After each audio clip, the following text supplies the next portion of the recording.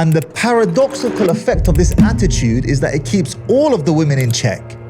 And all of them walking in a straight line, and all of them submissive and subservient and obedient towards you in the first place. It's beautiful. Mahdi Tidjani, divisive, controversial, red pill Muslim social media influencer. Some people call you misogynist. If you don't respect how to dress or your own body, well, what you're basically telling me is I don't need to respect you as much either. Stick to your one wife, okay? Because there is an element of emotional maturity and experience that comes with dealing with multiple women. That's like me saying, let me train you how to use a nuclear weapon, and I haven't even showed you how to use a handgun. What's the problem with our men these days? Good times create weak men create bad times create strong men create good times. Porn addictions, masturbation addictions, erectile dysfunction. Or Muslim men? I'm talking about brothers with big lahya, beard out here praying in the masjid front line with porn addictions. Before we begin our discussion, I would like to remind you to kindly hit the subscribe button on the platform that you're tuned into, because your subscription is the motivational fuel that keeps our engine running at side by side. Without any further ado, please help me welcome Mahdi Tidjani. Brother Mahdi, assalamu alaikum. Wa alaikum assalam wa rahmatullahi wa barakatuh. It's what, 11th Ramadan today? I believe so, yeah. Yes, thank you for coming over. Where are you coming from? Luton. Luton. Subhanallah. I was in Luton yesterday. I was having a meeting. So, to kick things off, Brother Mahdi, tell us about your greatest fear. My greatest fear? Greatest fear. Going to the hellfire. Jahannam. Yeah. That's my greatest fear. Why don't you elaborate a bit more? Like, what makes you scared? Obviously, it should make everyone scared about Jahannam. Because, as Allah says in the Quran, وَمَا خَلَقْتُ الْجِنَّ وَالْإِنسَ إِلَّا لِيَعْبُدُونَ, I have not created man and jinn except to worship him. And the ultimate success of life is paradise. That's the ultimate success. You hear people talk about success all the time. How do I become successful? That's the ultimate success. قَدْ أَفْلَحَ الْمُؤْمِنُونَ الَّذِينَ هُمْ فِي صَلَاتِهِمْ خَاشِعُونَ. Successful are the believers. They are the ones who have khushu' in their salah. So my greatest fear is not experiencing that and going to the hellfire. Absolutely. How do you introduce yourself when you meet someone? It depends. Usually when most people meet me, they know me from what I do online. So they know that Mahdi, he helps Muslim men get married. That's what I do. That's on an online sense. Offline, I have a few things going on that I don't really speak about, to be honest with you. But from an online perspective and from what the viewer who's seen my face online, he will know, oh, that Mahdi guy, he helps Muslim men get married, but he also triggers a whole bunch of Muslim women as well. So that's what I've become known for in the online space. So the other things that you don't want to talk about, is that something that it's No, it's not that I don't want to talk about it. It's just...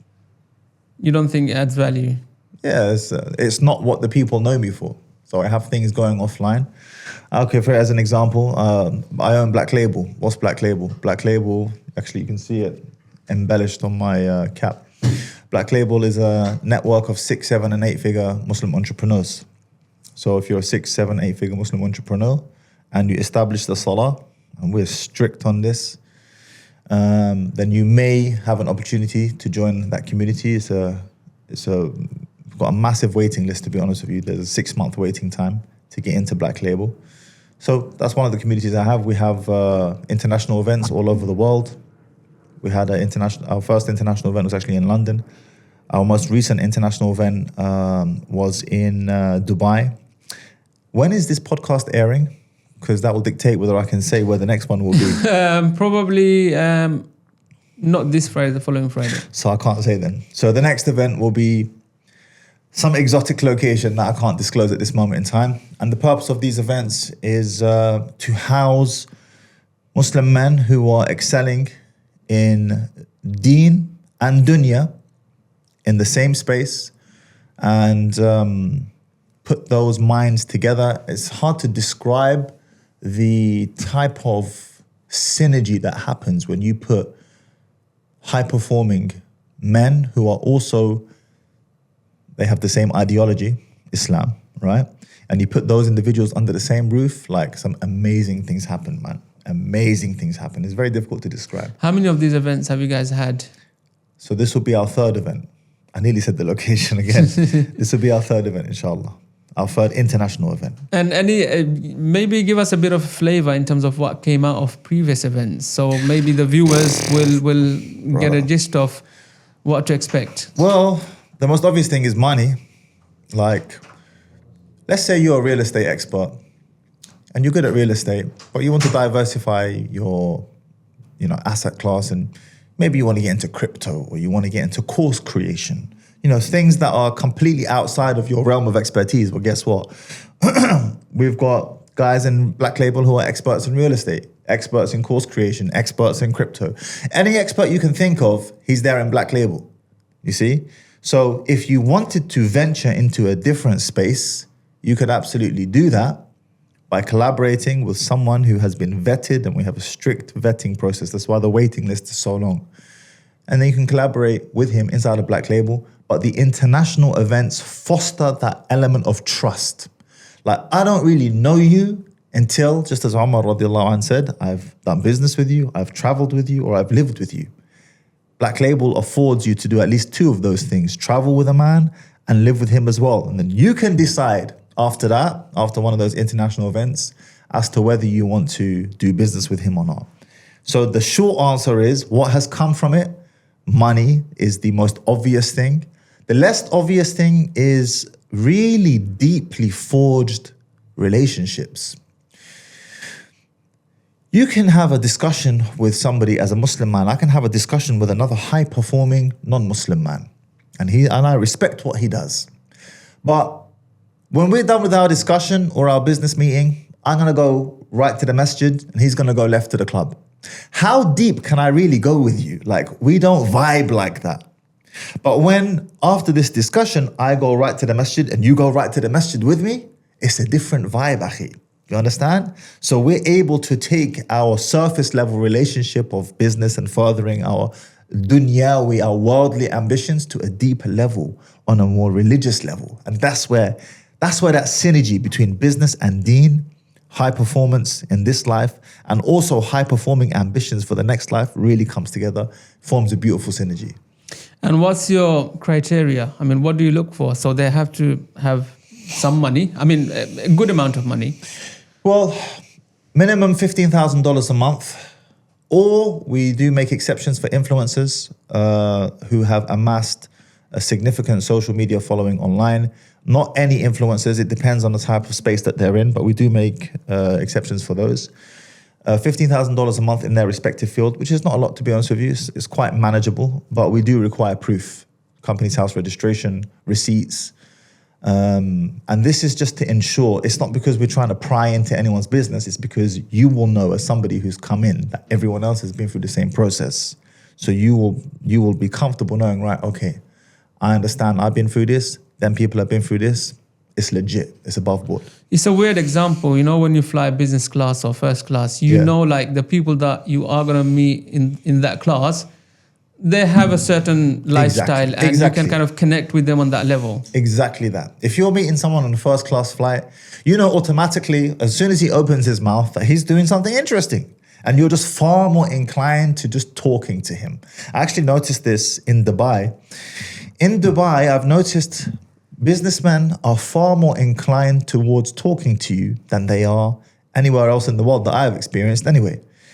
And there is a halo effect associated with Dubai, in that if you're in Dubai, people just automatically assume you must be doing bits.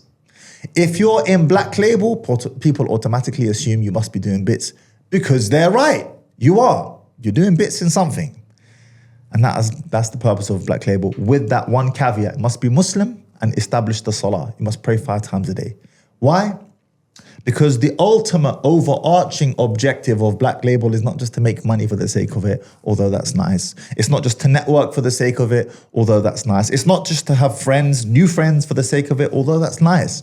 The ultimate aim of Black Label is to make the word of Allah subhanahu wa ta'ala most high through business and entrepreneurship. How? I'll explain to you. I was at a It's not a charity event, but it was a dinner hosted by a very good friend of mine. I won't give the details as to who they are because I'm not at liberty to say, but a good friend of mine who is heading a very important cause online. And the purpose of this dinner was to raise a sum of money, a six-figure sum of money, to help assist with what they're doing in this online space. It's in the da'wah space. And as this money was being raised, and the brother who was heading the charity raising, and he did a very good job, Jazakallah khair. The only thing that was going through my mind is that, bruv, this is not a flex. This is dead. How is it that we can't even put this small six-figure sum of money for a phone call, for just one phone? Yo, listen, I need 6 figures for this. Hey, yo, you know what? Hold that. Take that. I got you. I understand. I believe in your cause. Because this religion will never fail for lack of money, lack of resources. What is one of Allah's names? Al-Ghani. He is the rich, the rich. So do you think that he doesn't want riches for his religion, for his da'wah to be propagated as well? No, of course not. It's just a case of your intention. What is your intention for wanting to accumulate these resources in the first place?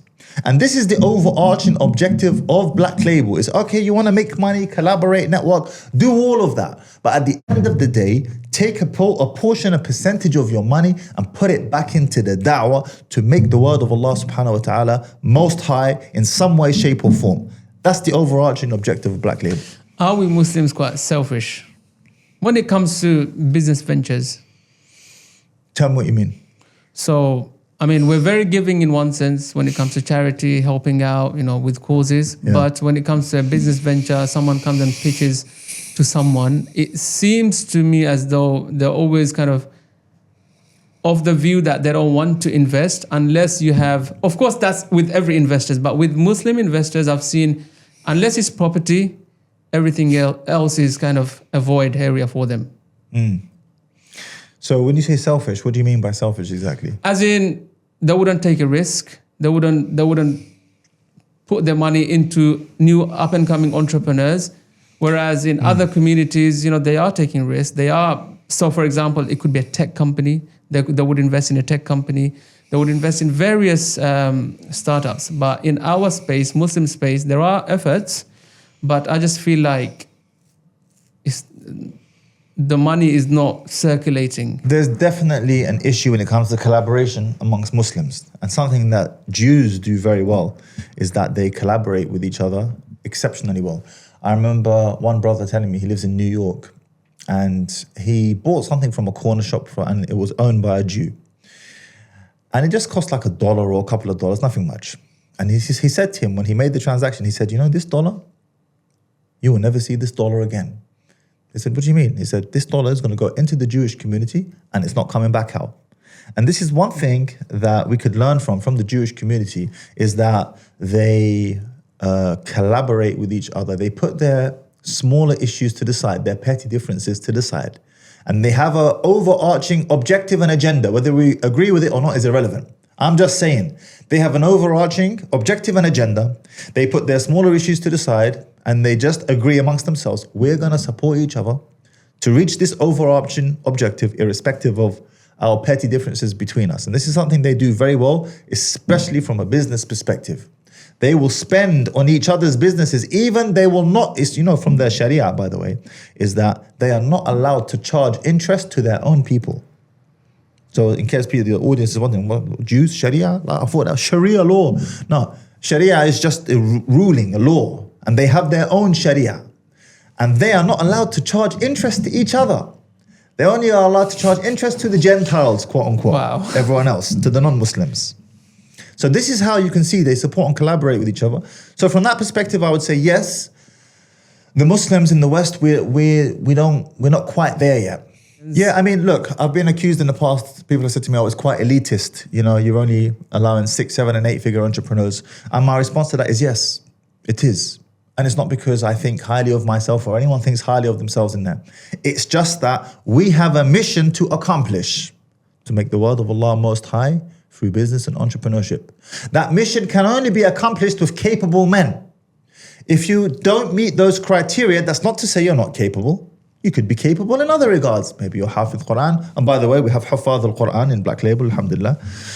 I'm not judging you negatively. I'm just simply saying these arbitrary metrics, criteria, provide us with an arbitrary means of assessing your capability and competency as a man to achieve the overarching objective. Because guess what? This da'wah has always been funded and fueled by businessmen. The da'wah needs funding. The propagation of the message of Islam needs funding with money, whether we will like it or not. So, is it elitist? Yes, for good reason, because we're on a mission and we need to accomplish that mission. MashaAllah. Now, let's go back in time a bit. What was life like? I mean, were you born in Luton? Yes. What was life like growing up? Pretty good, to be honest with you. I lived a quite normal, I would say middle class upbringing, lower to middle class upbringing. Went to a normal school, but nothing out of the ordinary. The only thing I could say is because half of my mother's side are non-Muslim, they're Christians.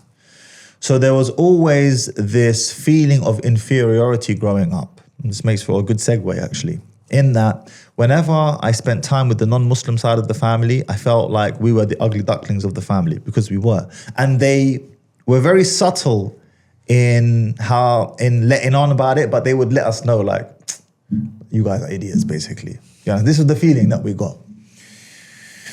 And that played on me as a young Muslim growing up, in that I always felt like I had to hide my Islam or be ashamed of my Islam.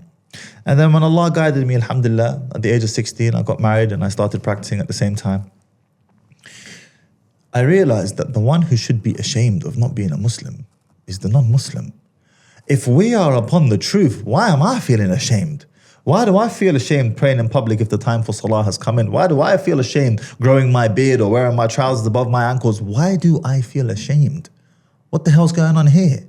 And I realized that the one who should feel ashamed is the non-Muslim. How dare you deny your creator, Allah subhanahu wa ta'ala? What's wrong with you? Are you stupid? Like, bruv, you don't believe in Allah? You okay? Is everything like all right up here? Because as you know from the hadith of the Prophet ﷺ, that everyone is born a Muslim, and then it is his parents who make him a Christian or a Jew or a fire worshipper and so on. So that was definitely something that was very noticeable in my childhood. And at what age did you start noticing those nuances or differences? Straight away, man. Because I grew up in a practicing household. My father, he's from Algeria.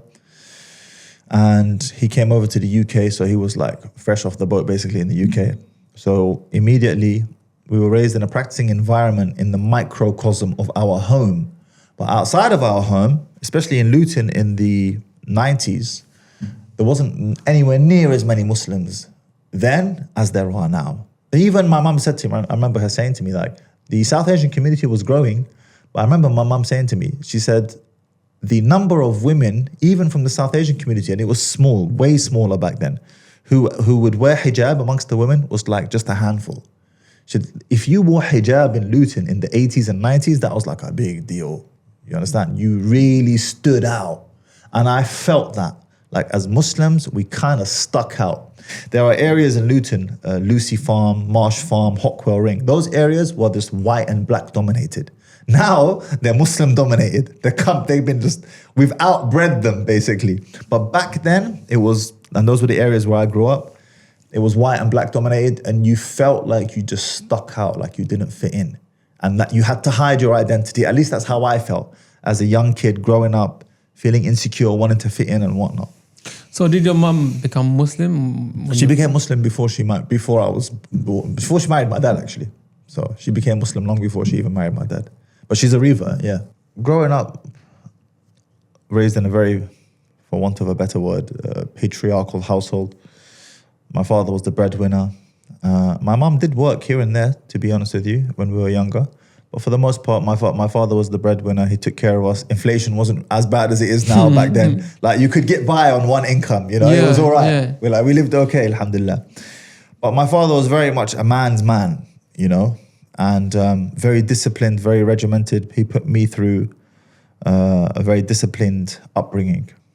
So into competitive sport from a young age, karate, swimming, rugby, and not just like to a low level, to a high level. So I got my black belt in karate.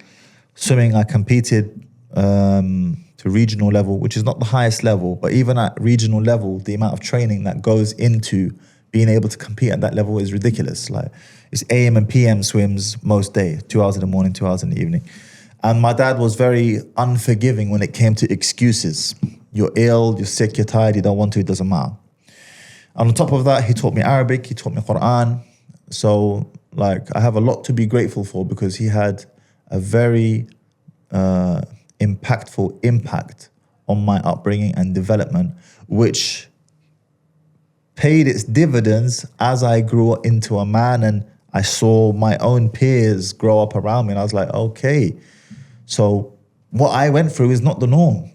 What my father has given me, the gifts he has given me, is not the norm. Many of my friends my age didn't have that experience. So I owe my father a huge debt of gratitude for that. MashaAllah, I mean, fathers nowadays, like I'm a father as well, we're very lenient on our children. I mean, how did he do that? I mean, I would love to ask him, like, you know, at what point did you think, you know what, it's okay to keep pushing? And at what point did you think, you know what, it's a bit too much now?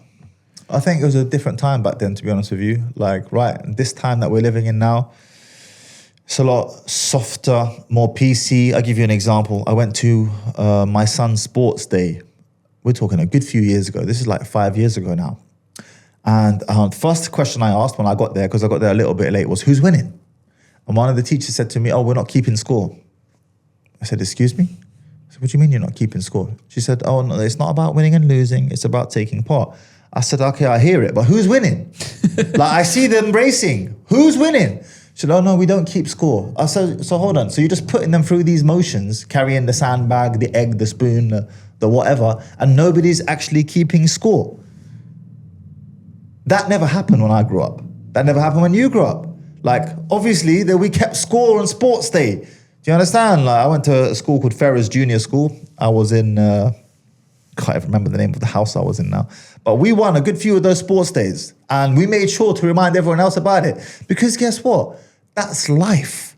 Life is about winners and losers. Life is competitive in every aspect, whether it's in the workplace, the work environment, whether it's in your local community, wherever environment you go into where there are people coming together, there is going to be a hierarchy. And that hierarchy is established through competitive means. So what are you teaching these kids? That, you know, everyone gets a trophy? Because that's not real life.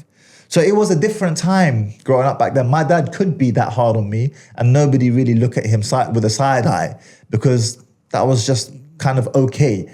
But now, if you were to raise a child under those circumstances now, it'd be a lot more difficult, put it that way, especially if teachers found out.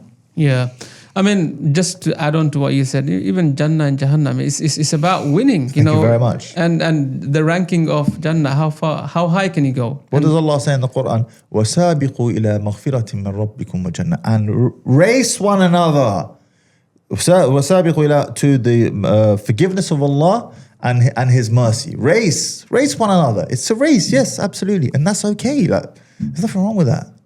What did you learn from your mom? I mean, I'm sure you have learned so much, but was there a particular moment or thing that you've kind of taken away? One compliment that I often get is that I'm very articulate. And as it's not my place to say whether this is correct or not, but this is something that I am often told. And how do I become more articulate is the next question that I'm asked. And the answer is that is all from my mom.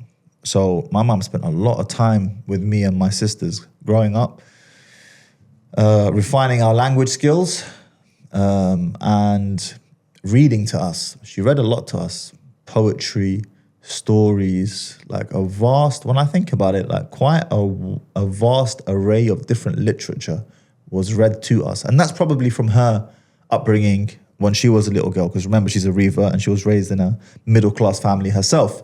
So I got that kind of exposure of a middle-class English upbringing, if you like, because that's what my mum was.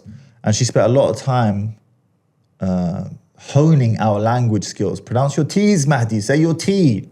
Don't speak like that. Like she gets really annoyed with these types of things. And she would take us to the library every summer and make us, me and my sisters, take out a whole bunch of books, and we would just devour these books over the summer. But that wasn't pushed through my father, that was pushed from my mum's side. And as a result of that, I fell in love with books. To this day, I still read a lot of books, alhamdulillah. So certainly from a perspective of the ability to articulate myself and communicate, confidence on stage, to be able to talk on stage, I've got no problem with that. That's definitely a gift that my mother gave me. MashaAllah. Now, moving on. From younghood to now a young man, age of 16, you got married. How comes? I mean, that maybe it was different times. I don't know how long ago we're talking about, but we're in 2024. Nah, it was weird back then as well. So, at the age of 16, that's considered to be quite early. It definitely is. So I had no plans of getting married at that age, don't get it twisted. I wasn't even practicing, actually. So I was just your normal kid, messing around, doing whatever. And then I go to college, and I meet this girl in my class. And this girl, not only was she very beautiful, but she was wearing hijab and abaya. That's what caught my attention the most, because in college, there were plenty of beautiful girls. Yeah, there was no lack of beautiful options when you're that age. Yeah, most girls are very attractive when they're younger anyway. However, what caught my attention the most about her was that she was wearing hijab and abaya. And you might ask, but why did that catch your attention when you yourself were not practicing, Mahdi? And that's a good question. And I don't really know the answer to that, other than it must have somehow resonated with my upbringing. Like in the back of my head, I always knew I'm a Muslim at the end of the day. And if I am going to consider marrying someone, she's got to be looking a certain type of way. And because of that, just by virtue of her wearing hijab and abaya, I said to myself, I can't mess around with this girl. And to the sisters maybe who are watching now, let that be a lesson in the sense of, and a lot of Muslim men can relate to this, when you see a Muslim woman who she dresses in a particular manner, modest manner, you immediately have a greater level of respect for her than for a woman who does not respect her own body. If you don't respect how to dress or your own body, well, what you're basically telling me is I don't need to respect you as much either. I'm not saying I should disrespect you. I'm just saying you're disrespecting yourself. Equally here, I saw she respected herself in that regard. Straight away, I said to myself, I can't mess around with her. She liked me, I liked her. But instead of the normal love story ensuing, she liked me, I liked her. I went to my dad and she went to her dad. And that's literally how it went. I told my dad on one Eid morning, I remember very clearly. I didn't know how I was going to break it to my dad. What year are we talking? 2005. Okay. December 2005 is when we got married. So October 2005 is when I broke it to him. Because from the day that I met her to the day that we got married, only 6 weeks passed. This is a very important point. 6 weeks. So I remember telling her, okay, I like you, you like me, let's go tell our parents. She told her dad. I needed to tell my dad.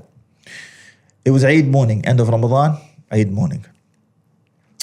My dad was downstairs. He was like, he was sleeping downstairs at the time, back problem, something like this. And I went to him, and he had just woken up. And I said to him, Baba, I need to talk to you about something. And he was like, what? What do you want to talk to me about? He's like half asleep at this point, yeah. I said to him, I met a girl at school, I really like her, and I want to marry her, and her dad wants to meet you today in the masjid. It just all came out in one go. And he looked at me and he went, okay. No way. Were you afraid at any point to kind of leading up to that moment? No, I wasn't. And I'll tell you why I wasn't. Because all my life growing up, my dad would always joke about, when are you going to get married, Mahdi? Like he made this conversation easy. And it was not like, I was not afraid to approach it with him. I actually had a feeling that he might even be proud of me, because now I was doing the very thing that he was joking about for so many years. And he was happy that I had approached him directly as opposed to, doing haram things behind his back. And later that day, my dad and her dad met, and then we had a couple of meetings after that, their house, our house, and whatnot.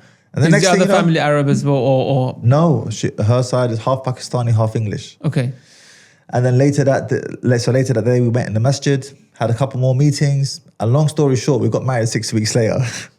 So that's the start and end of that story. Like from the day that I met her to the day that we got married, just 6 weeks.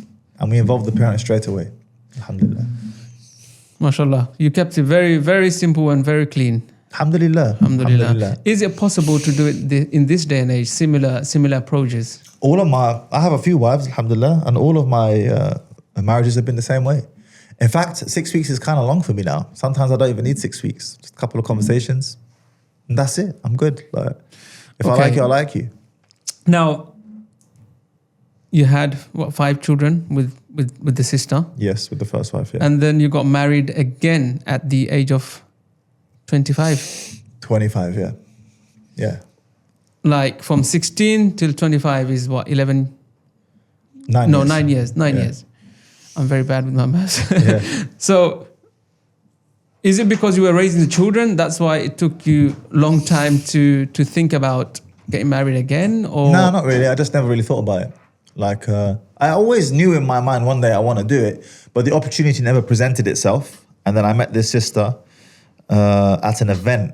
The sister approached me, and she actually asked me would I be interested in taking her on as a second wife. And it was not something that was on my radar at all at that time, because I was not in a position to do so. But we came to a negotiation of sorts, and I was like, okay, I made istikhara, and then we got married.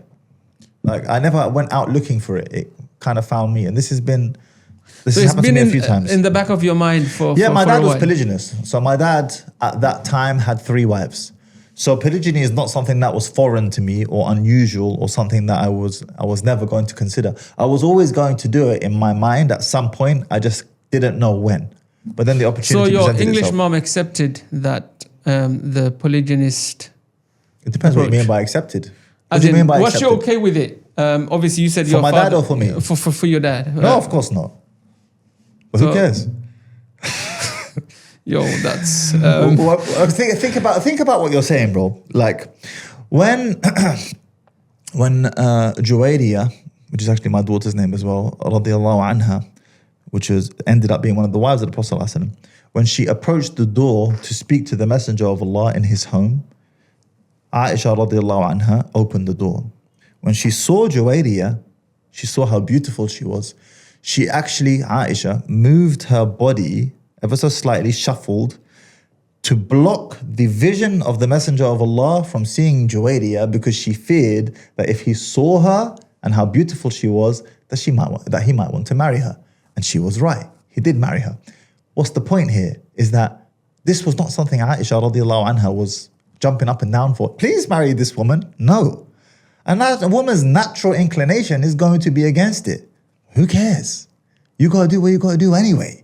So long as you take care of them to the best of your ability, it's perfectly natural that she's not jumping up and down for you to marry again. That's a normal inclination, or response, I should say. Your first marriage, is it still active? No. I was talking about this ad nauseum online. Okay. So my first 2 marriages came to an end. Because they didn't accept your... So the first one didn't accept the polygyny. And this is, I speak about this online a lot, which is if you're going to marry again, you must understand that there may well be consequences of you getting married again. And one of those consequences are, especially if you've been married for a long time, is that the first wife may not accept it to the point where she wants to exit the marriage.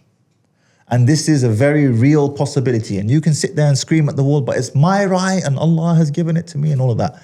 Okay, fine. But if she doesn't want to stay in the marriage, she has the right to leave the marriage if she wants to. And that's what ended up happening between me and my first wife, the one that I got married when I was 16 years old. It was too much for her emotionally to bear, the emotions. Imagine, like, we got married at 16. 10 years is just me and her. And then all of a sudden, her childhood sweetheart husband goes and marries another woman. I can imagine that must be quite something to deal with emotionally. And in her case, it was just too much. So did you ever warn her before you got married to her, look, she knew. She knew. That you would actually end up doing it? Yeah. It was just a case of when, there's a funny story that I nearly got married long before that at the age of 21 to one of my friends who offered me his sister to marry her. He actually offered me his sister. Knowing that you are already married? Knowing that he knew me very well. And I naively took this information to my first wife at the time. And I said to her, look, this brother, I'm not going to mention his name, but brother so-and-so has offered me his sister in marriage. You know his sister. what do you think? And she went flip mode, bro. She just absolutely flips out. And I realized from that day, okay, this is going to be a techie discussion moving forward in the future. That didn't happen. It didn't transpire. I was still a student, bro. I was in university. So it was not even a thing. I wasn't even seriously considering it. It was just an idea that he put in my mind. But yeah, she knew about it from jump. And she saw my dad had multiple wives as well. It's not like... I feel like you find this is a strange discussion because where I come from, this is normal, bro. I do because in my community, how we grew up, it's just one man, one woman. I mean, Bangladeshi? Yeah, Bangladeshi. But in Bangladesh, polygyny is normal. In Bangladesh, in village, in it village, is. Yes. Not in the rural areas. Not in the capital or the built-up cities. Yes. So it's it's in line with the rest of the world. I understand. But so for me, it's quite because if I was to say, as a man, you probably can't. But imagine you put yourself in her position. Yeah. How would you have felt? I mean, it may sound like a very stupid question, but when it comes to feelings, did you ever consider her feelings? That look, this is going to hurt her a lot. If we are to base our actions just solely on feelings, then you will never marry your daughter off. And I'll explain to you why. And I would never marry my daughter off either. Because the thought of a man being intimate with my daughter, if you were to think of it like that, it kills me and it kills you. That makes me feel terrible. So, Akhi, should we never marry our daughters off? No, we should. Well, so we should. So equally here, I understand she's going to be upset, she's going to be emotional, but this is something that I should do still, irrespective of the feeling. We can't base our actions just purely off of emotion and feelings. Like, things have got to get done, bro. Do you understand what I'm saying? Stuff's got to get done. So stuff's got to get done. Maybe how you were raised, maybe what you have seen, it was normal to you. But to the rest of us, maybe it's not, and it's quite a bit to digest. So this has much to do with our Western upbringing. Were you born and raised in the UK? I was born in Bangladesh, and we migrated in 1997 at the age of 11. Age of 11. So you were still quite young then. But whether we like it or not, us Muslims raised in the West, we are Westernized to a degree. Even if we're Muslim, we're still Westernized. We were brought up on a diet of Beauty and the Beast and Cinderella and her Prince Charming and whatnot. And this, as a result, has indoctrinated man and woman, Muslim, man and woman in the West, to take on these ideas of monogamy. But actually, monogamy is something that is the strange concept, to be honest with you. And polygyny is something that has existed long before Islam.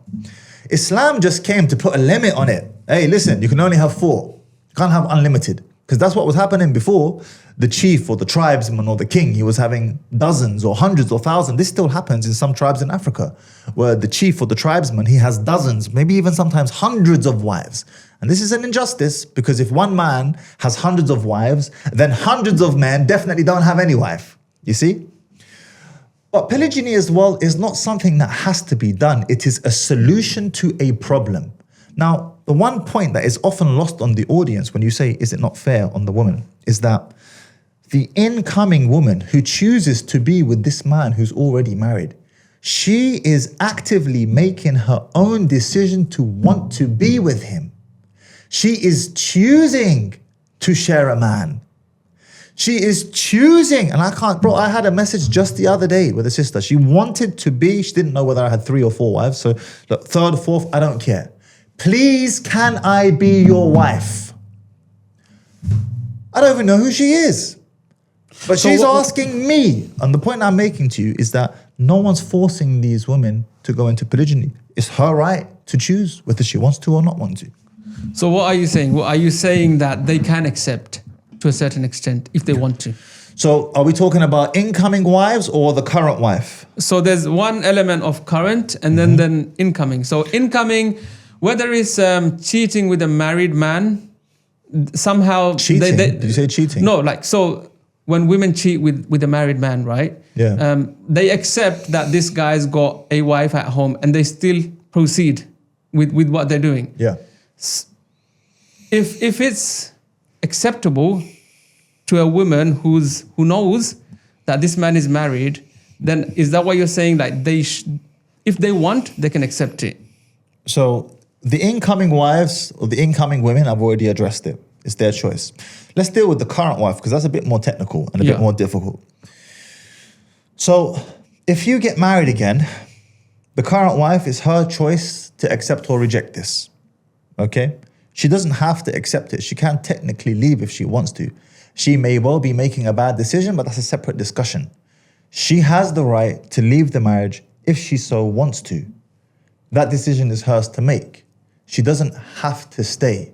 The choice is hers. No one's forcing her to stay. And I say this to all my women as well, which is, if you want to leave, no problem, you can leave. Nobody's forcing you to stay in this marriage. The door is wide open. The paradoxical effect of this statement is that it makes them more sticky and clingy to you.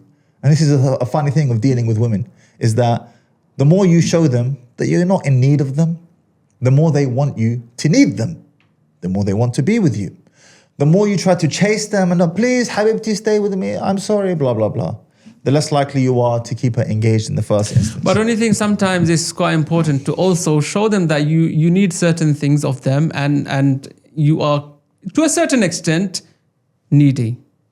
Like, for example, if my wife made me feel like I'm not needed, how would I feel? I would feel crap, like I'm not needed. But you are needed. What you're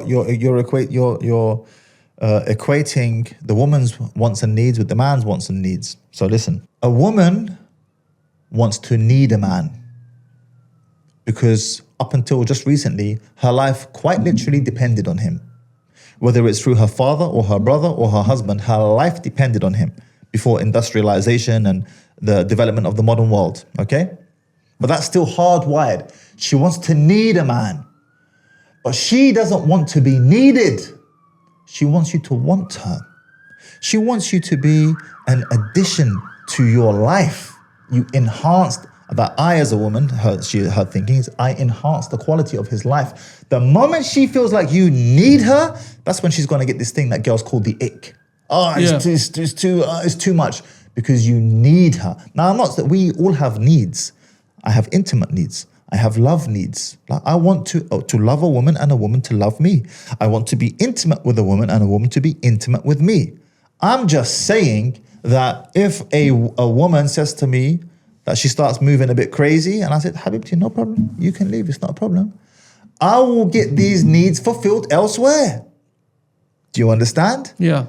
And the paradoxical effect of this attitude is that it keeps all of the women in check. And all of them walking in a straight line, and all of them submissive and subservient and obedient towards you in the first place. It's beautiful. Hey guys, I hope you have been enjoying today's episode of Side by Side with myself, Kazi Shafiqur Rahman, and our controversial guest, Mahdi Tidjani. Please don't forget to hit the subscribe button and comment below if you have any questions and any guest recommendations. Now let's get straight back into the show. So, submissive. Is it submissive? I feel like this is a difficult topic for you, bro. For me, it is. I'm telling you can see I'm struggling. I'm struggling with this. Maybe I shouldn't have touched on this. I shouldn't have touched on this subject. This is like light work, Afi. This is light work. This is very, very difficult. It's a very difficult conversation for me, and I'm sure you will appreciate that. I forgot what I was going to say. Your wife's gonna kill you after this. But she's gonna be like, you had a podcast with that Mahdi Tidjani guy. I think she's okay. I did tell her that this was going to happen. Okay. You've been brought up in maybe if you were brought up in a different way, maybe you would have had different views. Do you accept that? Let me ask you a question, okay? And be honest. I'm going to be the interviewer now. If your wife gave you carte blanche, a white flag, and said to you, I'm sorry, I forgot your name, Akhi, your name? Shafiq. She said to you, Shafiq, I don't mind if you get married again. I'm okay with it. It's okay. And you know what? One of my friends, she really needs a good husband. Her husband died, divorcee, whatever. She's been trying to get married for 10 years, doesn't matter. And you know, I really love this sister for the sake of Allah. And you're a good man, Shafiq. And I don't see many good men like you. And as much as I might feel jealous, I want you to marry her. And I'm going to stay. And I'm not going to do your head in. If she pitched you this pitch and then you meet her friend and you find that you quite like her friend, you're attracted to her, she's nice, and you could see yourself being with her, are you telling me you wouldn't marry her? See, you, the way you frame the question is where you want me to say yes. Of course. But now... Hold on, I'm coming to something. There's a reason why I've done that. And it's not to set you up. But if she presented you that, would you say yes or no? I would say no because of my circumstances. Which where are? I am, I'm a businessman. I've got certain, I need to keep my life stable. I've got children that are growing up and I want to see that through. But so you're assuming here that getting married again will cause instability, which it can. But I can tell you monogamy causes instability as well. Just a different type of instability. See, people think that by not taking an action, they're avoiding risk. Every action has risk. Doing what you're doing has risk. Marrying again has risk. Not marrying again has risk. The risks just change. Now, the reason why I framed the question like that was obviously to make you say yes, okay? Most men would say yes. This is just the normal answer. And if they don't, there's something wrong with them. Take that same question and go and ask it to a woman who loves her husband. She's devoted to him. And she can't see herself with being with anyone except him. And then say to her, sister, if I could get you another man, husband, whatever you want to call it, side ting, boyfriend, and your husband would be fine with it, and he wouldn't give you a headache, and you could see the new man whenever you wanted to, would you do it? Wait and see what her response will be. If she loves her husband and desires her husband and is devoted to her husband, she will feel sick at this question. And hopefully most women are in relationships where they value their husband like this, right? The only time a woman will say, yeah, that sounds good to me, is when A, she's not in love with him, or B, she doesn't desire him. Then she wishes she could have an outlet like this. But it goes against her natural fitrah, her natural disposition with which she was created to want to do that. She would say no, whilst you would say yes. That's the difference between us both. We are not the same. We're equal in the sight of Allah, but we're not the same. Is it not an individual choice though? Like I said, my situation, my circumstances are different. Whereas some other brothers who might have a different circumstance. And it's an individual choice, right? Bro, nobody's holding you, bro. It's fine. I'll marry all the sisters. It's not a problem. I'm not spotting on this. I'm going to get gunned down, bro. Bro, no one's forcing you to do it. But I will say this, Akhi. Okay? There is especially me in the men's space dealing with men all the time, right? There is a serious lack of good quality Muslim men. I'd say men in general. It's not a Muslim thing, it's just the men in general. And if you do fit that bill of being a good quality Muslim man, I would not only say that you should consider getting married again, I would say you are selfish for not getting married again. Because do you know how many sisters we have out here who are just aging out of the marriage marketplace with no husbands because they can't find themselves what they believe to be in their mind's eye a decent Muslim man. Now, that's a separate discussion whereby I'd say some women's standards are too high, and that's a discussion we will have for another day. However, if you are that guy, bro, I wouldn't even say that you should consider it. I'd say you must do it. You have an obligation to the community to do so. I just recently came back from Umrah with 2 of my wives. We lived together, akhi. I wasn't hiring 2 hotel rooms. We had separate beds, but we were living in the same, wherever we went, whether it was in Mecca or Medina, we were living in the same vicinity. And guess what? They were both perfectly happy with it. Now, let me not paint a rose-tinted image. There were issues. One of my wives in particular, she got jealous at some point and she was upset and a bit stroppy and moody.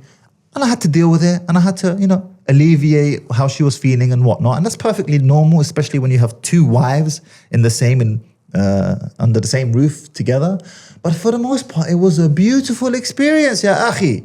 It's something that you have to experience it yourself to understand what I'm talking about. Otherwise, you'll be like, oh man, is it a choice? Yeah, of course it's a choice. But if you're that guy and you look like that guy to me, you look like you're cut from that ilk, I would say that it is incumbent upon such an individual to do so. You have a service to the community, brother. I'm sure there are many other services that we can delve into. Absolutely. I mean, why is it that, because we get a lot of comments, why is it just polygamy, polygyny? Why is it that you are obsessed with this topic, men? There are so many other problems around the world that we need to address. Some of the problems that you're dealing with through black label, is it? Allah says in the Quran, زُيِّنَ لِلنَّاسِ حُبُّ الشَّهَوَاتِ مِنَ النِّسَاءِ. This is the first thing that he mentioned. We have made beautified to man the love of, what's the first thing he mentioned? Women. Women is something that is beloved to men. So it's quite, even what is the motivation for a Muslim man to potentially sacrifice his life for the sake of Allah? Well, he thinks of the Hur al-Ayn in Jannah.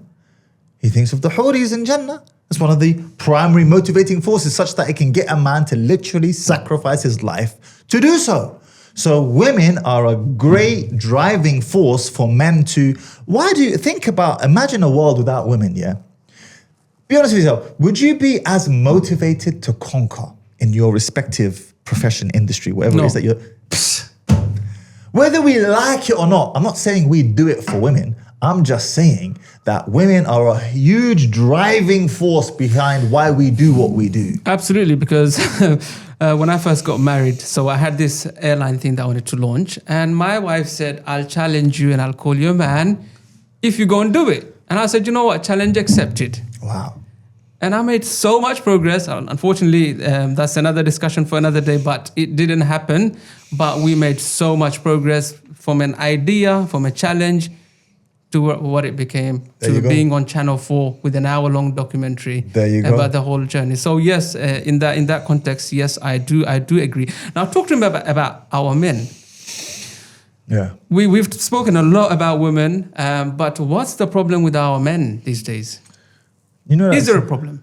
There's definitely a problem. You know that saying, good times create weak men create bad times create strong men create good times. We're at that bridge right now between good times create weak men and weak men create bad times. We're in that bit there because we're living in good times, but we have a whole bunch of weak men as a result of it, which is perfectly normal. This is the natural order of the world. Whenever there is an excess in comfort and luxury and food and whatnot, and I'm dealing with the Western world right now, okay, because that's the majority of my audience is guys in the West. It's perfectly natural for the majority of the population to become soft and weak and just mushy in the brain. And definitely I see this, bro, like we definitely have a problem. We have a problem with our sisters, but we have a problem with our brothers too. And I would say that a great many Muslim men in the West are just not marriage worthy, man. What percentage? I don't know. But a great many of them are not marriage worthy. I want to give them my door. Why is marriage worthy in your opinion? I mean, obviously there are the Islamic guidelines, but the world we live in is quite different, right? So what would you consider marriage Porn worthy? addictions, masturbation addictions, erectile dysfunction. Well, Muslim men. Of course. Brother, I'm talking about brothers with big lahya, beard out here praying in the masjid front line with porn addictions. And I only know this because I deal with these guys on a day-to-day basis. You see? Porn addiction, masturbation, erectile dysfunction. Bro, if you've got erectile dysfunction, so let's talk about that for a second. How does porn eventually cause erectile dysfunction? Because when you start consuming porn, you start consuming images of intimate scenes that are just not realistic. So now your new arousal level is, when I see this crazy scene, that's when I'll get an erection. So then when you go back to your wife or to a normal human being, normal female in the world who doesn't look like this alien porn star doing crazy scenes, you can't get a hard on.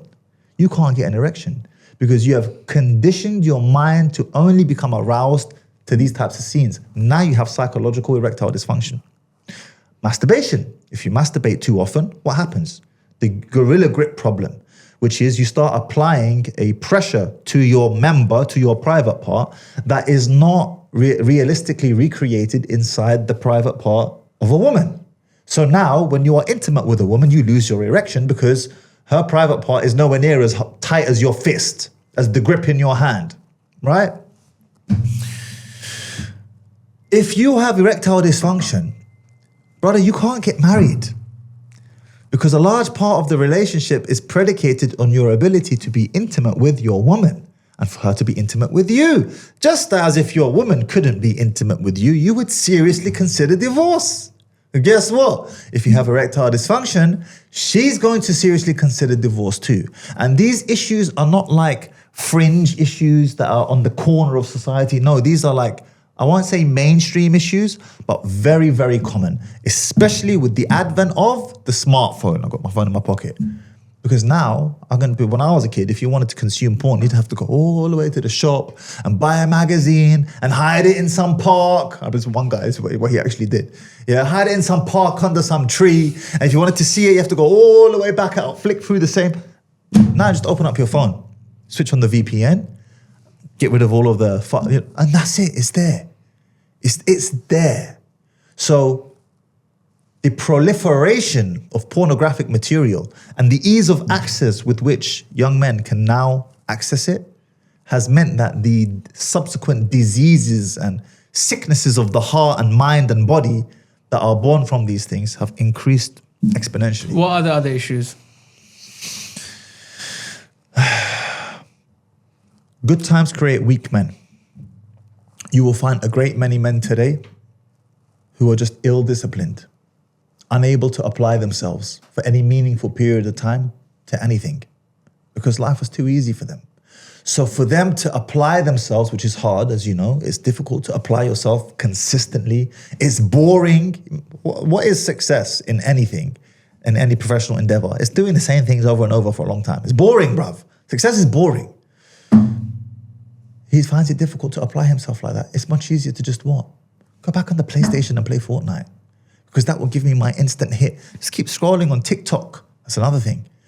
The proliferation of short form content has created TikTok brains. It's an actual term, TikTok brain, in that the attention span of individuals now is, even my attention span is way less. So imagine a young person growing up with TikTok. My God. You don't get them in the first couple seconds, they're scrolling. Now imagine trying to get that person to apply himself to a boring task, to excel in life and whatnot. Brother, it's not happening. Good times create weak men. And that's where we're at So right what now. do you teach men? You say you have a course, 12 weeks course to get men married. I mean, The Mahdi method, yeah. The Mahdi method. So who are those particular audience or that niche, and what do they learn from you? So we have a crisis, an involuntary celibacy crisis, or what would be loosely termed as an incel crisis, of young men, typically between the ages of 18 and 30, who are, in the Muslim world, it would be struggling to get married, but in the non-Muslim world, because this is a problem that is not exclusive to Muslims, would be struggling to have intimacy. So I take them from start to finish on a journey, starting with foundational stuff, not just how to talk to the woman and say this and text that back. No, how to fix yourself from a fundamental level. Because just as you know, if you try to build a house and you haven't got the foundations in place, you can have the prettiest wallpaper on the wall, incredible, mwah, but there's no foundation, so the house is going to fall apart. So we deal with the foundations, making them a man worthy of being married in the first instance, dealing with foundational stuff. Then I take them through... What's in the foundation? Simple things, consistency, discipline, being held to account. So because there's a community in there and weekly group coaching calls, whatever target and goal they set themselves the previous week, they'll be held to account on it the following week and the following week and the following week. And people will keep them to account to that in the community as well. And similar to Black Label, as we mentioned at the beginning, when you're in a community of like-minded individuals, it doesn't even become about you at this point. It's, I don't want to let him down. I don't want to let Mahdi down. I don't want to let Fulan, I don't want to let Abdullah down. I made friends of Abdullah in the community. I don't want to let him down. This is the beauty of being held accountable. So dealing with foundational things that are basic, but unfortunately so many men lack today because of the TikTok brain. Then getting onto the psychological element, dealing with how to get the best out of a woman in conversation, understanding certain unpleasant realities that a man has to confront when dealing with women. And then finally... Give me an example. Okay. I can say it in this podcast, I think. I'll say it in a more polite manner. Yeah, say it in a polite manner. I'll say it in a polite manner so I don't get you lit up. Just because it makes her happy doesn't mean it makes her aroused. There's another word I could use that would make it rhyme, but just because you making her happy doesn't mean she will be aroused or attracted to you in that way where she sees you as, in the non-Muslim sense, boyfriend material, in the Muslim sense, husband material. What's one mistake so many guys make? Engaging in excessive conversation with a woman, agreeing with her on everything. Oh, yeah, no, you're absolutely right. She challenges him on something and he thinks that he needs to agree with her. She's challenged me. She doesn't like this. Let me just change my opinion and agree with her. This has been loosely defined as a shit test or a competency test, whereby a woman just wants to see if you have the balls to say no to her. If you have the balls to say no to me, this is good. This means you will have the balls to protect me too. If somebody comes to attack me in real life, you will be able to say no to him. But when you can't even say no to me, what that tells me, the woman thinks to herself, is that you can't say no to other people. So I teach them and I show them. This is the time when, okay, yeah, maybe you should agree with her, no problem. You have mutual shared interests, values, morals, whatever. But this, my friend, this is a competency test. How do we draw the distinction between the two? That's what I teach them in the program. And this is what so many men just don't have. They don't know how to get the best out of women. And there's a reason why they're not married, and that's the reason. Okay, now that's the middle section. And then what's the... Intimacy.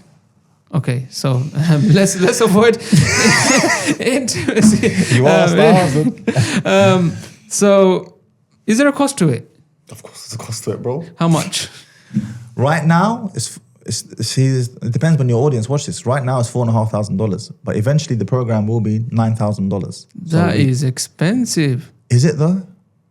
What's the cost of being sexless and virgin for years? What's the cost, Shafiq, of erectile dysfunction? What's the cost of a porn addiction? What's the cost of a masturbation addiction? How much does all of that cost? How many years is that setting you back? How much are you losing on your life because of it? Is it really expensive? Yeah, in that context, it's not. So what do you teach? It's actually free. It's free. Okay. What do you teach? I mean, is your default setting marry one? Or do you throw that in there like, you know what, you should also consider four? No. So don't get it twisted. I do not promote polygyny like that. Okay. I believe that most men should just stick to your one wife, okay? Because there is an element of skill, maturity, emotional maturity and experience that comes with dealing with multiple women. It's not all plain sailing, all right? It's like juggling multiple balls at the same time. It's much easier to just throw one ball up and down, right? Than to juggle multiple balls. It's the same type of thing. So that is not something that I push hard in the community or in the program at all for that matter, because that would be irresponsible for me to do so. That's like me saying, let me train you how to use a nuclear weapon, and I haven't even showed you how to use a handgun. Now I'm showing them how to use a handgun. We'll leave the nuclear stuff to later on if you really want to go down there, and you will be surprised. The number of brothers that come to me for polygyny advice, and I say to them, bro, it's not for you. Just leave it alone. You're going to mess things up at home. You're going to destroy what you already have. It's not for you. Just leave it. See what you said there, that the audience out there, the people out there, they think that's all Mahdi propagates. Go for polygyny. Go for polygyny. No, not at all. Not at all, because it requires just a different level of skill in dealing with that situation. Just as if you got promoted. Let's say you're working in a corporate environment and you got a promotion, but you jumped 2 positions or 3 positions instead of just the normal 1 position. Now the shoe has gotten big. Like, I need to fill those boots. There's a whole new bunch of skill sets that you're going to have to learn on the fly, on the job, in a high pressure cooker environment. You could mess it up. Polygyny is the same. And that's why it's not something that I push like that at all. But you openly say, I've got multiple wives, but this country, the law says you have to have 1 wife. Yeah. How do you? So the law doesn't recognize my wives. The law thinks I have multiple girlfriends. Okay. So as far as the law is concerned, I have multiple girlfriends. I don't have multiple wives. What's illegal is bigamy. Bigamy is registering multiple marriages. Okay. That's illegal. And I'm a man of the law. If you want to call it a girlfriend, no problem. Because the law has no problem with you having a mistress or as many mistresses as you want for that matter. As far as the law is concerned, I have a mistress. Well, this is there's so much. There's so much. But listen. I feel like you're gonna be making cuts and edits in this podcast. No. You're gonna be releasing as is, yeah? We're not gonna. I think we're gonna try and mute the banging sounds. Try and mute that as much as possible because we get so many comments when the banging happens. Okay. But the comments are good, bro. It increases engagement. Yeah. So even if they're complaining. You had many. So I've seen some of your old clips. Did you go through a transformational process yourself as Mahdi, where you wouldn't say certain things anymore? Have you reformed yourself or I've definitely refined myself, 100%, because when I first came online, I was just talking. Like I'll talk to a brother in the car, for example.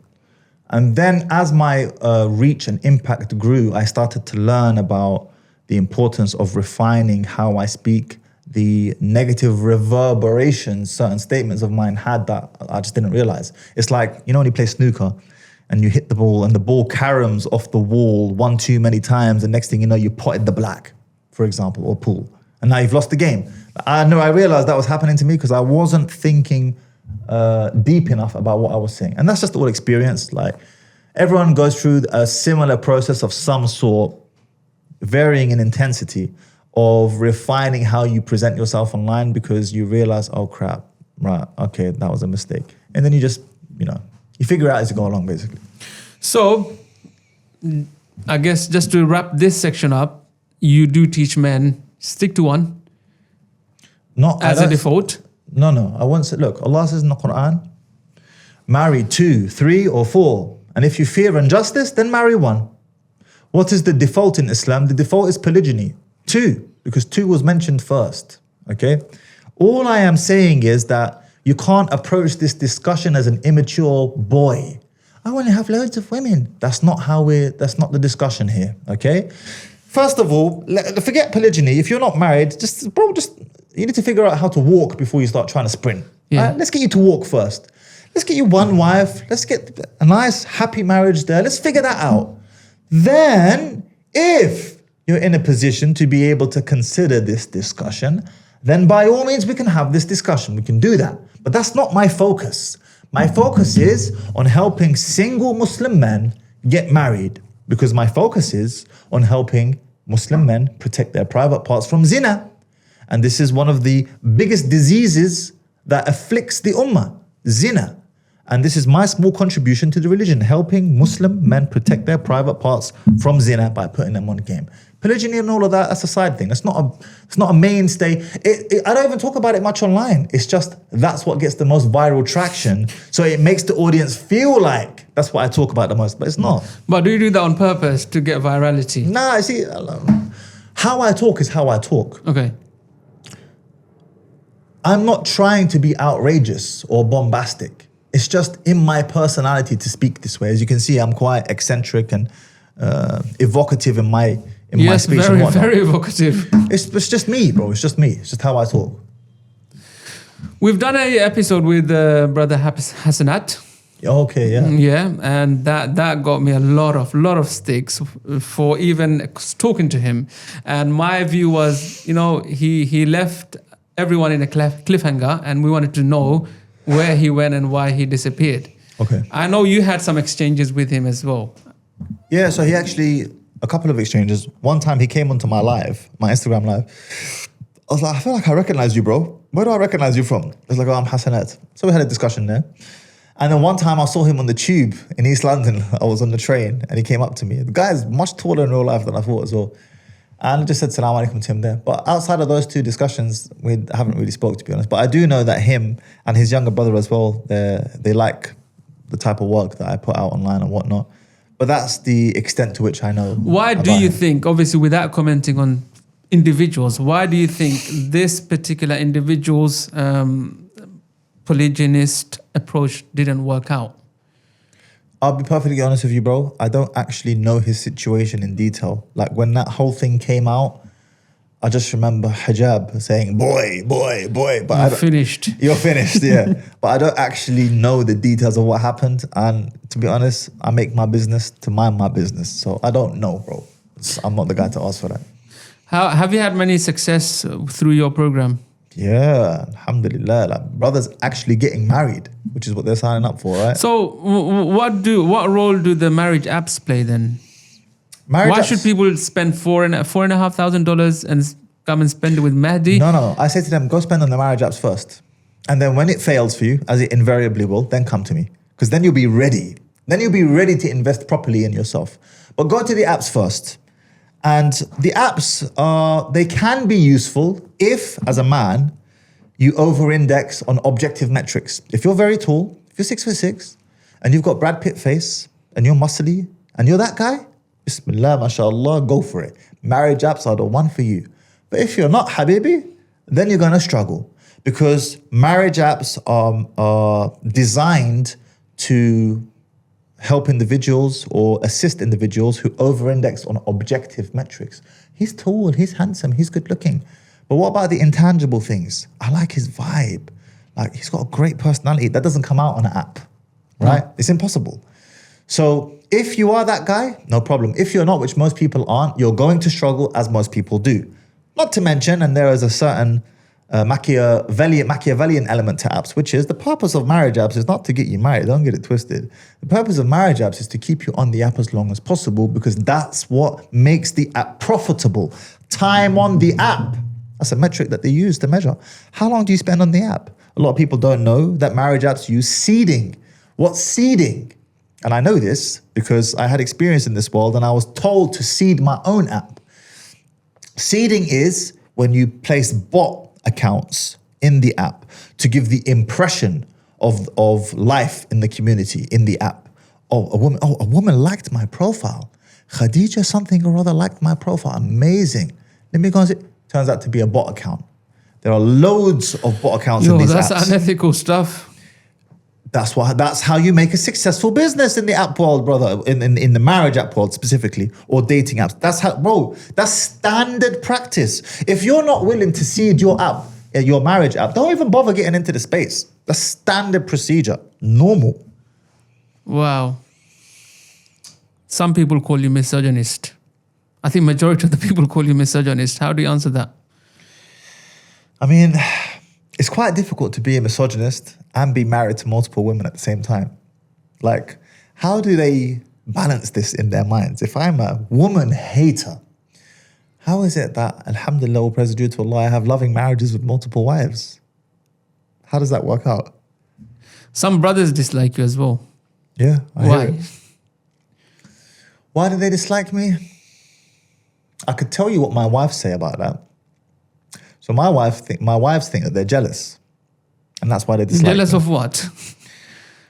That I live a life when it comes to marriage that is quite unusual, abnormal, and highly desirable. And I do, alhamdulillah, Rabbil Alameen. That's what they think. What do I think? To be honest, I don't really know, bro. I don't know why they don't like me. And honestly, I don't care, bro. Like, because these guys have never come up to me in real life. They've never spoken to me in real life. I only receive love, compliments, support in real life. So these haters, whoever they are, they just seem to exist in the comments on YouTube and Instagram because I don't actually have interactions with them on a day-to-day basis in real life. What do you say to sisters who have problem with hoors?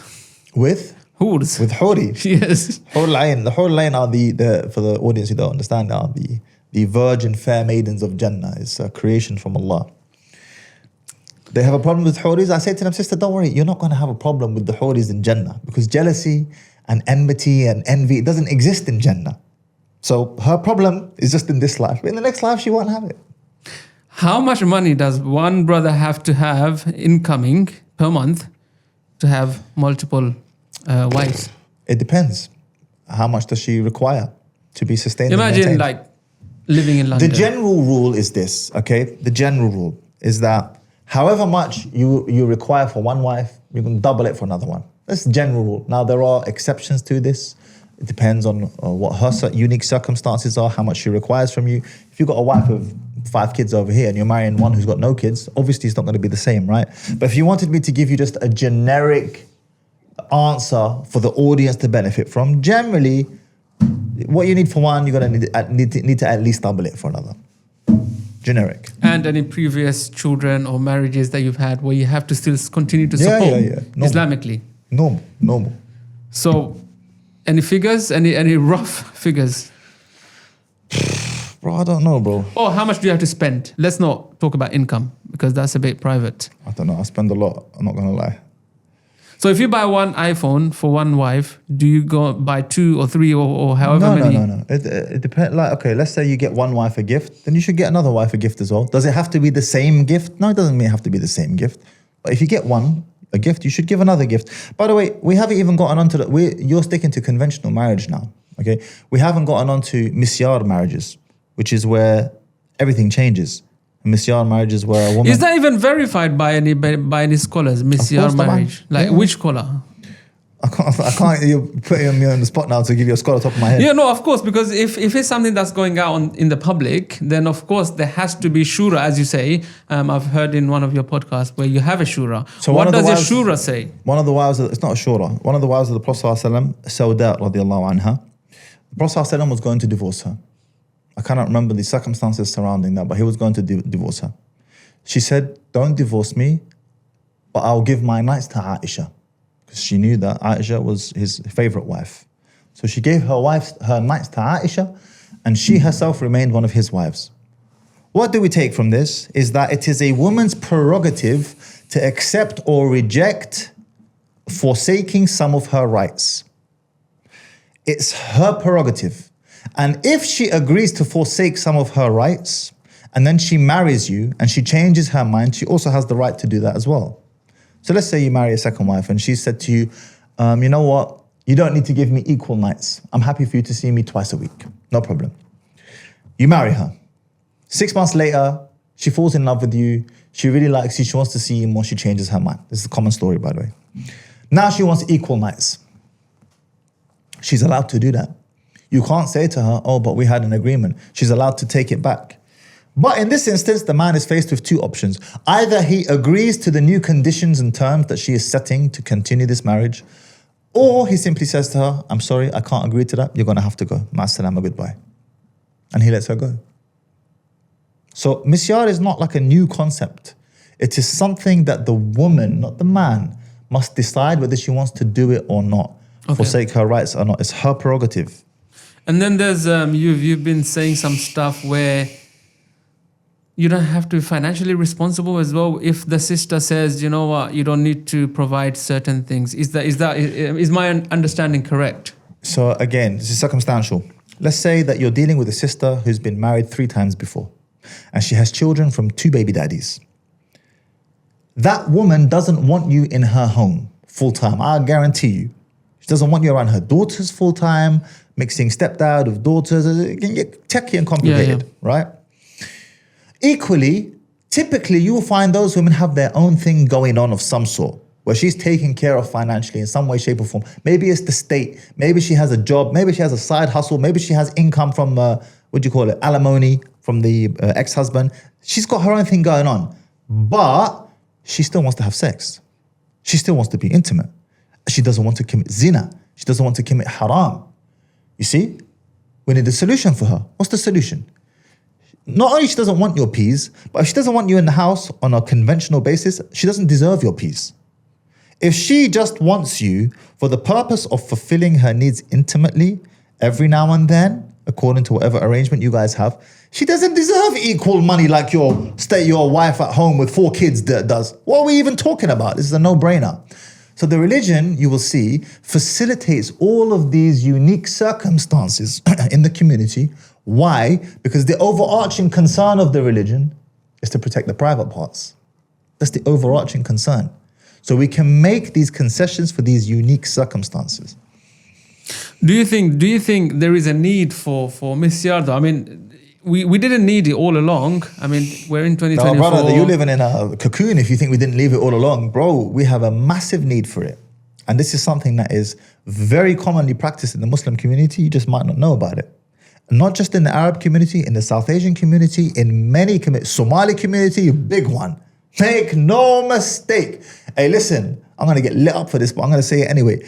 Our Somali brothers, Allah Mubarak, they have WhatsApp group chats, the Uber drivers, you know what I'm talking about? And they've got actual misyar groups. Like, this sister, she's available, you can marry her. Bro, I'm telling you, I know I'm going to get lit for this. I love my Somali brothers. But I'm just saying it as it is. The Somali Uber drivers got that scene on lock. So to answer your question, is this something that we need? Absolutely that we need. Absolutely. Because otherwise, then what are we going to do for these sisters? Bro, the mistake you're making is thinking that this is men taking advantage of women. That's what I'm thinking. Which can happen. And that's what happens though. Brother, this is something that the women are requesting. She wants to have her cake and eat it. She wants to be able to enjoy a man in halal every now and then when she has the time or when she wants to. But she doesn't want him around full time. She's got 5 kids, 3 kids, 2 kids, however many kids. She's been married 2-3 times before. She doesn't want to have go through another conventional marriage. It didn't work out the first 2 times. Why is it going to work out the 3rd time? Brother, the mistake you're making is thinking this is coming from the guys. This is coming from them. They want it. Problem, solution. I want to wrap it up with my last question. So, brothers, we have to provide financial support. I mean, we are financially responsible. Do you agree with that? That's the normal way, the general, right? normal, conventional way. Yes, absolutely, 100%. So, do you think there are brothers who are offsetting some of that responsibility onto their women, where they still can, maybe if they worked harder, they can relieve them of not having to do? We live in a sad time right now, and this is actually more reflected now than ever because inflation has really taken off in a big way over the past couple of years since the Bank of England decided to print £400 billion or whatever it was, okay? And that is 50 years ago, bro. I forget 50 years ago. When I was growing up, 20 years ago or 25 years ago, one man could go to work and genuinely provide a nice middle-class lifestyle for his family off of his own salary. Rent was £600 a month for a nice 3-bedroom house, no problem, £600 a month. And then food, and then bills, we're talking about £1,000. And then he's got a little bit left over, he can save for a nice holiday at the end of the year. Beautiful. Bro, dusty 3-bedroom houses in Luton. Who wants to live there? I even know I live there, I know, but who wants to live there? £2,000 a month.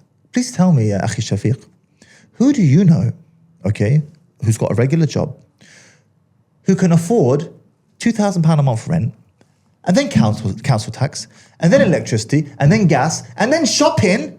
Bro, I spend nearly £200 a week on food shopping. That's wild. I remember growing up, my dad was spending £50 to £60 for our family of 6. I spent nearly £200. I've got a bigger family, fine, but £200 in Aldi? Not even Waitrose, Aldi. That's a joke. What's my point? Is that we live in unfortunate times where the regular guy, and this is where my heart goes out to the regular guy, is struggling to maintain and provide a family on a single income, to the point where if his wife doesn't chip in some way, shape or form, the family are going to suffer. Am I saying it's right? No, I'm not saying it's right. I'm saying it's a sign of the times. And we have to empathize for the average man who's doing his best, he's trying. But bro, £2,000 a month rent? Like, we're talking, after all of that, we're talking like you need £3,200. How much do you have to be earning a year after tax, yeah? To be taking £3,200 a month after tax. That's like a what, 50, 60 grand salary? Yeah. Bro, that's a respectable salary. Most people are not making £60,000 a year. The average everyday man is not making that type of money. So my answer to you is, whilst I don't agree with it, whilst I am not for it, I empathize and understand, because inflation is a real thing and it's killing the average everyday man. Wow. That's so true. Now, domestic violence, last one. What are your thoughts? Do you think that there are a lot of angry brothers out there who are actually, becoming violent? I can't speak for them, to be honest with you. But if I'm What's not mistaken, what's your research and stats saying? Because obviously you are in that space, and I'm trying to recall one of the stats that I mentioned from a few years ago. But if I'm not mistaken, domestic violence between men and women is quite equal, from women towards men and men towards women. It's just that the domestic violence of men gets more traction because it's a guy hitting a girl. What, physical? Is it equal I'm in talking physical? about physical violence. No. Now, remember, most men will not report when their woman has been physically violent towards him, because that's like, hey, bestie, right? Like, who's going to do that? But most women will report when men are physically violent towards them. So those stats that I've quoted, although they're not far off, they're quite equal. The reality is that there are violent men in this world and there are violent women in this world. And it is not acceptable from both parties. It's not acceptable for him to hit her or for her to hit him. And there's no difference between the two, okay? The guy is stronger, the woman's weaker. It doesn't make the deed any less severe or important just because she's weaker, no. And I say to the women as well, if you don't want to get clapped by a man, then don't clap him. If you don't want to get smacked, don't smack him. Because trust and believe, there are men on this planet, if you smack him, he's gonna smack you back. Are there any emotional smacking from women? Yes. Yeah, very good point. Would you consider that to be domestic violence as well? No. Obviously, it's not considered domestic violence, right? Emotional abuse or whatever. But for sure, that the way that most women rile up their men is through their tongues. She whips him with his tongue and then he lashes out with his hand. Because he doesn't know how to articulate or respond back. Or deal with it, yeah. And I would say the simple solution to this is for the woman to just not lash out with her tongue in the first instance. Just keep it in check. Because just Ibn al-Qayyim said, the woman with the long tongue has the shortest marriage. Her with the long tongue has the short marriage. The longer your tongue and the more you whip your husband with it, the shorter your marriage will be, guaranteed 100%. Do you think there are brothers who are doing that as well in opposite way? Are they provoking their woman? Maybe they're cheating. Maybe because of their polygynist ideology or maybe. I feel like you're talking about me right now. No. I don't know I'm many not men talking who do about polygyny. you. I'm not. I know a few people within my circle who do it. So maybe they are riling them up as well. Because they can't get their way around by marrying another men wife. typically don't abuse women with their tongues. If a man is going to through the actions, maybe abuse a woman, he will abuse her either with his hand, or he'll abuse her by, maybe you can call it abuse, by not providing for her, by falling short in his responsibilities as a man towards his wife. But in terms of verbal abuse, that typically comes from the woman to the man. Women use 3 times as many words in language when they speak than men do. Yeah. They're just better. Often with words. unnecessary. Like they will say unnecessary things like, like it's the end of the world. Often unnecessary. And if you as a man can't, just go past it, then you will get into a conflict. 100%.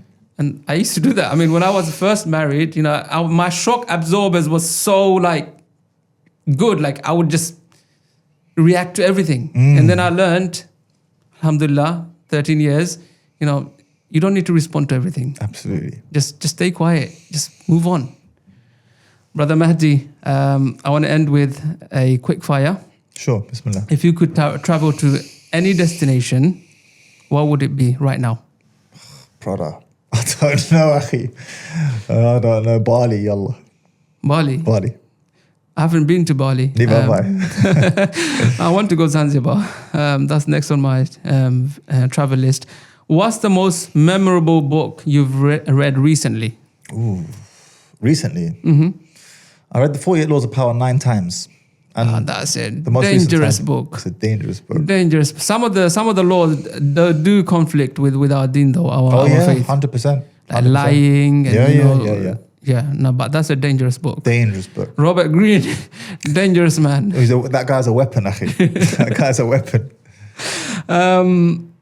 Perfect weekend getaway. Away with my wives, either to an international destination or somewhere like up north. Your favorite? What's your dream car? Ferrari F12 Berlinetta. SF90 for me. Onyx edition. SF90, yeah? Yeah. Okay, nice. But I think I'll have to start off with a 488 or something. Okay. That's gonna Bro, be my when I do inshallah have the means, it will be 488. Inshallah. Favorite dish? لحم مقلوبة. What's that? It's like a lamb shank with rice and nuts and aubergine and carrots. It's like a Lebanese type of dish. It's very nice. And the last one, best piece of advice you've ever received? There's an ayah in Surah Nuh, which is the best advice that you could give anyone or receive for that matter. Where Nuh said to his people,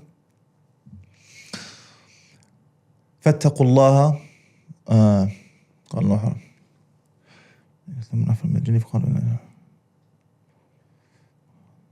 فاتقوا الله وأطيعون يغفر لكم.